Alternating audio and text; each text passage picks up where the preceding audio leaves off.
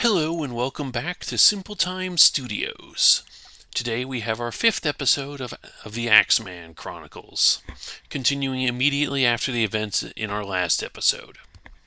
Jacob is still a level 5 wise hunter, as he hasn't had much time to improve or reflect since his previous adventure. He also still has some loose ends that will be wrapped up in a most unexpected way. Still mulling over the implications of Tim's revelation after the case of Evan Smith took a turn for the extraterrestrial, Jacob Flint continued to read the handyman's science fiction novel after finishing the rest of his chores for the day. After Tim's admittance, Jacob began keeping 2 sets of notes. The original set he wrote in the margins of Tim's manuscript regarding grammar, readability, and how entertaining he found the story. The second, kept in a small notebook, was of things he thought might be good to know if this Conlinx decided to come to Earth to make Tim act out a sequel. Yet this was just to distract himself from the more immediate problem. Special Agent Abrams had arrived earlier than expected, and no one was sure how to explain to her what had happened to Evan Smith. So far, the FBI agent had been busy processing the evidence that Sheriff Quimby and his deputies uncovered, and following up on the charges against Lisa. But eventually she would need to talk to Evan. Jacob knew this, Quimby knew this, but neither of them knew how to explain how he disappeared. Even after all the 3 of them had witnessed with cults and the occult, Jacob had a feeling that the star witness was abducted by aliens wasn't going to cut it. And even if Abrams did believe it, it didn't change the fact that the 3 of them needed to somehow produce Evan Smith if the case against Lisa went forward. If they didn't, there was a good chance that any halfway competent lawyer would be able to get the remaining charges dropped or reduced. And after finally hearing what Quimby had found in Lisa's Hummer, Jacob was left with more questions than answers. The way Quimby told it to Jacob, the whole thing started because Lisa dropped a syringe loaded with a dose of veterinary-grade tranquilizer in front of the sheriff and his deputies, giving them probable cause to search her vehicle. Why did Lisa have a syringe loaded with a dose of veterinary-grade tranquilizer on her person? To say nothing of the half-dozen amnesiacs and other memory-altering drugs they apparently found on her. It was one of the creepiest things he had heard yet, and made him worry about what could have happened if they couldn't get Evan to come out of hiding or find another angle to make the charges against Lisa stick. He knew that how he was looking at the situation wasn't right, but at the same time it was becoming clearer and clearer just how much of a horrible person Lisa was. Shaking his head and marking his place with a hardware store receipt, he put the manuscript back on the bookshelf and got ready for bed. It had already been a long day between searching Parkland at first light, fighting alien hunters, discovering an unexpected truth about one of his neighbors, and trying to figure out how to tie up the loose ends from that little adventure. Maybe the answer he was looking for would come to him after a good night's sleep. Putting everything away and getting ready for bed, he went to sleep, unaware of the trouble that was still lurking right in town. Sheriff Quimby shook his head as he started on his 3rd cup of coffee so far. Special Agent Abrams had just finished reviewing the reports and evidence from the morning's incident and was now looking at him expectantly. "Let me guess, you want to speak with Evan Smith and Jane Doe?" he asked with a sigh. "Yes, or at least Jacob. I mean, you have a very strong case for possession of illegal narcotics, criminal conspiracy, and violation of a restraining order, but that's really about it so far," Abrams replied. "What happened?" she added. Quimby took a sip of his coffee, then set it down on his desk, still too hot. Jacob received a call from the suspect last night trying to browbeat him into helping her find Evan Smith in Stone Forest to the east of here. As soon as she revealed that she never notified the police that Evan was missing, Jacob called us. Rachel, the dispatcher on duty, received his call and told him to wait while we saw what we could look up. Jacob was concerned, and honestly so were we once we started digging. he began factually. "What did you find?" Abrams asked. "Lots of emergency room visits where Evan was very vague and evasive to the nurse, or where the documentation looked fishy. Finally, a restraining order was placed against the suspect 2 weeks ago. Nothing particularly concrete, unfortunately, but definitely worth investigating further, so we told Jacob to go along with it, and we'd meet him at Stone Forest first thing in the morning." "So you think this was an intervention you were breaking up, that this Jane Doe was rescuing Evan Smith from Lisa Stravanowski?" "That's what it was starting to look like at that point, but we needed to find all three of them to confirm. So when we got to Stone Forest, I sent Jacob up ahead while I introduced myself and my deputies to Miss Stravanowski. Really should have sent one of them up with Jacob, especially after what he discovered about Miss Doe." "And what do you know about this Jane Doe?" Abrams continued. "Honestly, between Jacob's reports and what little we found on her, I'm not sure what to think." "What do you mean?" she asked. "Well, based on what we found on social media and the Federal Registry, Jane Doe is an African-American woman from the suburbs of Sioux City with a talent for costume making that puts Hollywood to shame and virtually no social media presence to speak of. But based on Jacob's account, and assuming he hasn't finally lost his mind after everything else that has happened recently, that whole profile is fake, and Jane is from another planet," he replied with a shake of his head, deciding to just get it over with right now. "Another planet? Are you speaking metaphorically?" Abrams asked with a raised eyebrow. "No, unfortunately I'm being quite literal. Jacob swore up and down that Jane Doe turned into some kind of lion woman that fought him with tech from that one Arnie movie, Hunter or something. He then chased her up a mountain into a valley where she hid her spaceship. She exchanged words with the two of us over radio, and then took off in her spaceship with Evan presumably on board. Unfortunately, Jacob is the only eyewitness to the whole thing." Abrams looked at him. "You know any attorney worth their job is going to tear him apart if he has to take a stand on this case, and that's the best explanation he can give on how he lost Evan. Especially since he apparently has been institutionalized twice for his belief in this cult that turned out to be real." Quimby sighed. "I know. If we go to court with only what we have, we'll either have to be happy with drug possession and criminal conspiracy or get laughed right out of the courtroom," Quimby groaned. "Frankly, I'm surprised you're accepting that part of the story as well as you are." Abrams smirked. "Since I met you two, I've ran into a cult with human trafficking interests 3 times and witnessed something at that amusement park that I cannot find a rational explanation for. I'm not going to dismiss the idea of aliens out of hand, but I definitely need," she replied, only to get cut off mid-sentence by a crash outside Quimby's office that shook the whole building. The two looked out of the room as one of the on-duty deputies rose to his feet and started walking down a hallway. "Sounds like something crashed into the holding cells," the deputy explained while heading towards the door to the holding cells. Abrams and Quimby followed after the deputy, watching his face fall into sheer disbelief as he turned and opened the door into the cells. "What? How?" Looking over the deputy's shoulder, Abrams and Quimby saw a massive hole in the cell wall leading to the outside. Something massive smashed the cell wall and threw rubble all over the back lot behind the sheriff's office. A thought immediately crossed Abrams' mind. One she hoped wasn't true because it meant that this was only going to get worse. "Sheriff, are the 3 of us looking at Lisa's cell?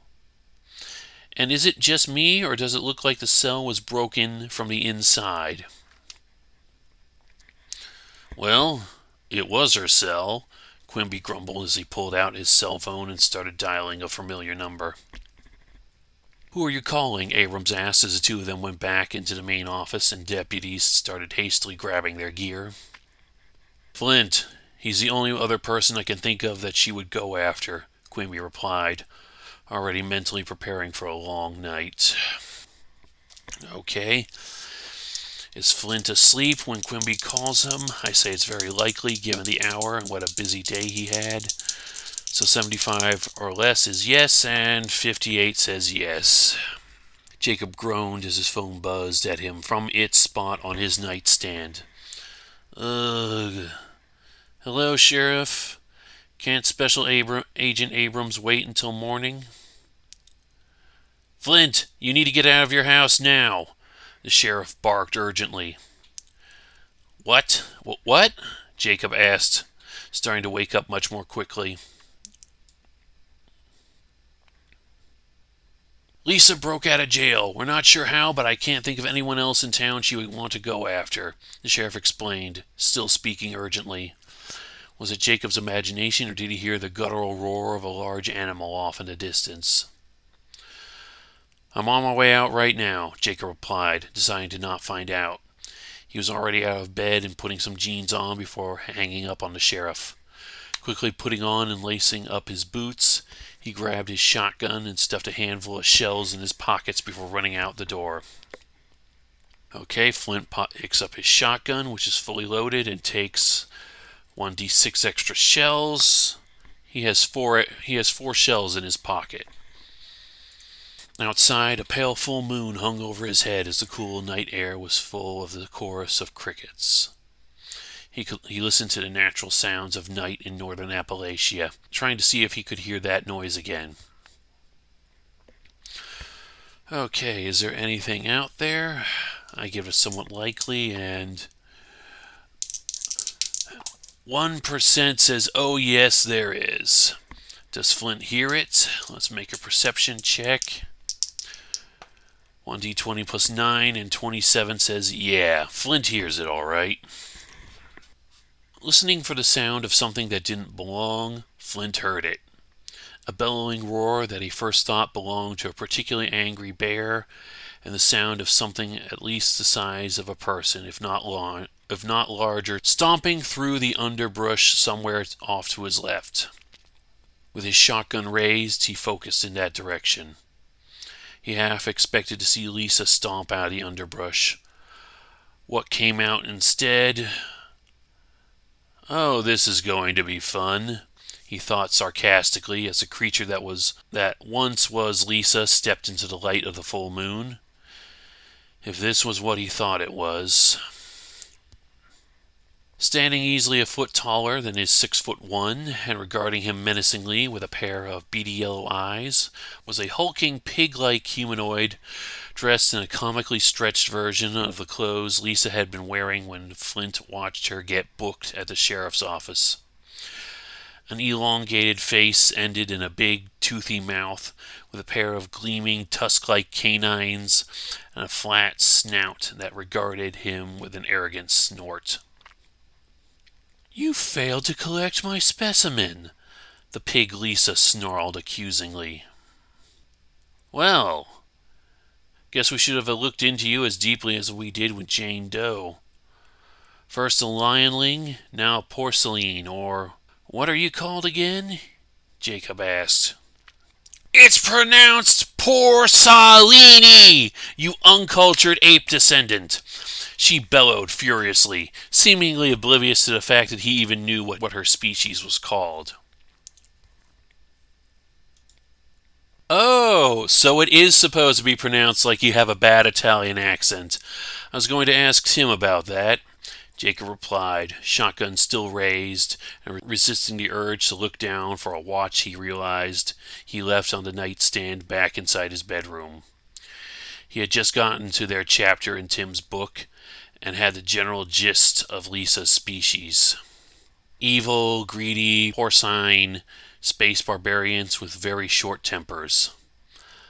The last thing he wanted to have to stall long enough for help to arrive. Lisa blinked. Who is Tim? She asked, her train of thought briefly derailed. You probably know him better as Captain Positron, but that's not important right now. What I want to know is why a Porcellini is here doing husband shopping. Aren't you supposed to be filling a blood oath to conlinks or something? Lisa the Porcellini smiled a malicious, toothy grin. Oh, how little you know, human. The insatiable conqueror is coming. He is coming for your world, and that is why advanced scouts such as myself are promised first share of the spoils. Because when he comes, there will be nothing left of your world except fire and ash. Though speaking of hunting for a mate, I suppose you'll have to do since you lost Evan, she replied, her grin broadening as she took a step towards him. Oh no, I am not going to be some sadist's toy. Go back to your flying saucer. I'm not giving you a warning shot. Jacob shot back as he raised his shotgun, his index finger slipping inside the trigger guard and hovering right over the trigger. I wasn't asking, but I can tell you experienced that before. I can still smell him on you, Lisa replied sadistically. Flint scowled furiously and silently pulled the trigger. And we're going to roll for combat. I'm going to use the stat block for the super mutant for Lisa. Flint gets a free attack.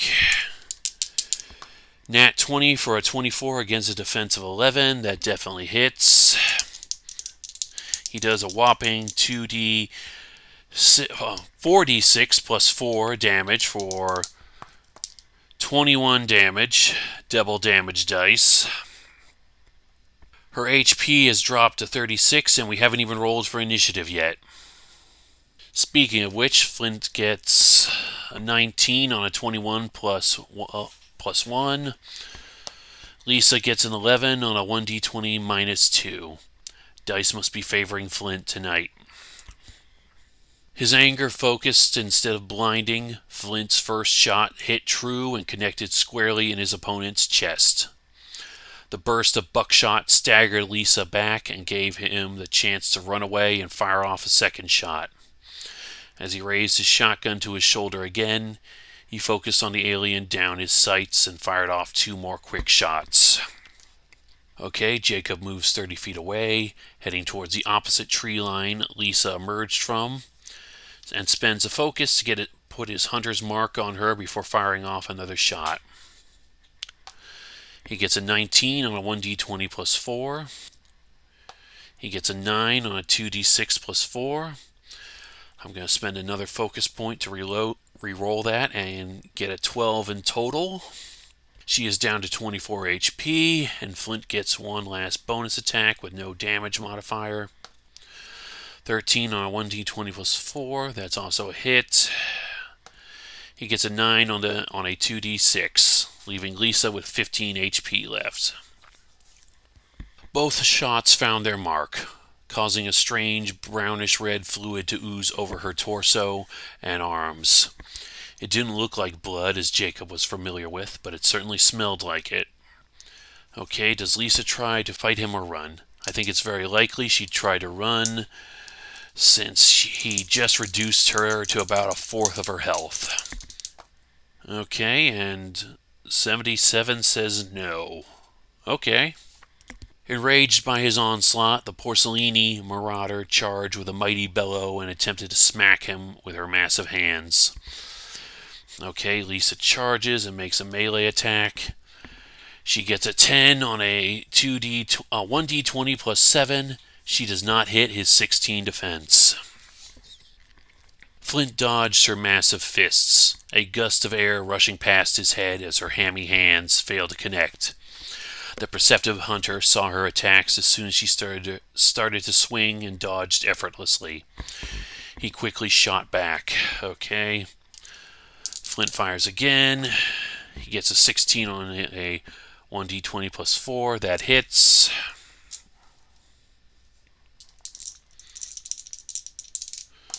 He does 10 on a 2d6 plus 4. I'm going to spend one more focus point to re-roll that.